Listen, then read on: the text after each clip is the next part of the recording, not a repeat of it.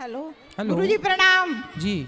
गुरुजी मैं ये पूछना चाहती हूँ कि जो ही काशी के व्रत रखते हैं, कोई कहता है कि इनका उद्यापन करो और कोई कहता है उद्यापन करने की कोई जरूरत नहीं है। हाँ, तो क्या करना चाहिए गुरुजी?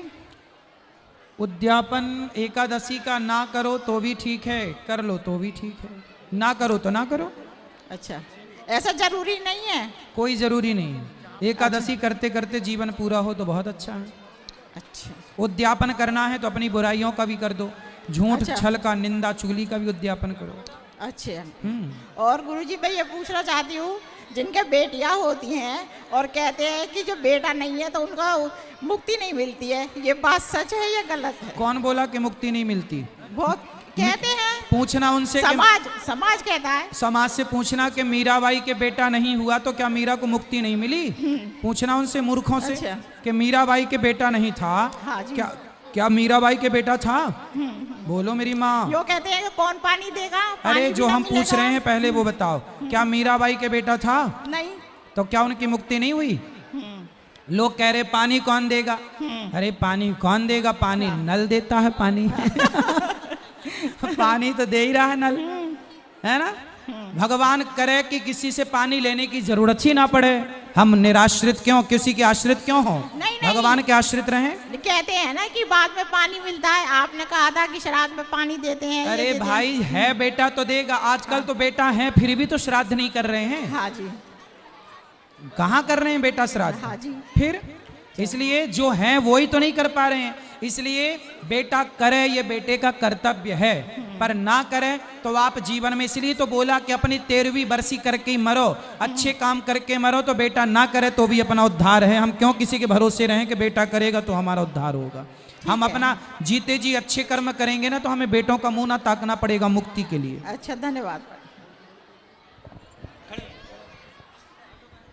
राधे राधे गुरुजी।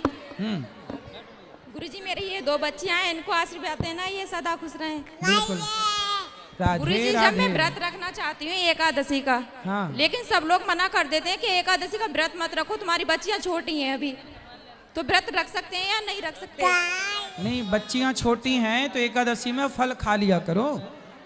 नहीं, फल तो नहीं, मतलब वो तो मैं अपने नियम से कर लूंगी, लेकिन ये कहते हैं लेटरिन बाथरूम बच्चों की साफ करते हैं तो तुम कोई दिक्कत नहीं है, बच्चों का तो करना ही पड़ेगा, वो दोष नहीं है, कोई दोष नहीं है, कोई दोष नहीं है। ठीक है, धन्यवाद। खुश रहिए। राधे राधे गुरुजी। राधे राधे। कैसे हैं आप? कृपा है ठाकुर जी की। गुरुजी मेरे आपसे 2 प्रश्न हैं। बोलो। एक प्रश्न तो ये है कि जब हम मंदिर जाते हैं तो चौखट क्यों पूजते हैं? क्योंकि वो भगवान की चौखट है, इसलिए भगवान के द्वार पर जा रहे हैं तो तेरी चौखट पे आना मेरा काम है। हाँ। और मेरी बिगड़ी बनाना तेरा काम है। भगवान से कहो प्रभु हम आपकी चौखट में आ गए, अब आप जानो आपका काम जाने। हाँ जी। तो चौखट मतलब द्वार, द्वार पे चौखट, हम ईश्वर की चौखट पे आए हैं तो वो ईश्वर की चौखट है ना, इसलिए। अच्छा। और भगवत गीता में कृष्ण जी के कौन से रूप का वर्णन किया गया है? भगवान के अनेक रूपों का वर्णन है पर विराट रूप का वर्णन है। अच्छा, बस यही पूछने थे। धन्यवाद गुरुजी। गुरुजी राधे राधे। बोलो। गुरुजी हम 1 साल से जुड़े हैं, आपसे कथा सुनते हैं। यहीं से आए, सिकंदराबाद के पास से गांव है सिरौंदन। गुरुजी हम अभी दीपावली से पहले वहाँ भी गए थे, गौरी गोपाल आश्रम। तो आपसे भी मिले थे पर बात नहीं हो पाई थी, दर्शन हुए थे, आपका आशीर्वाद लिया था। चलो अब बात कर लो।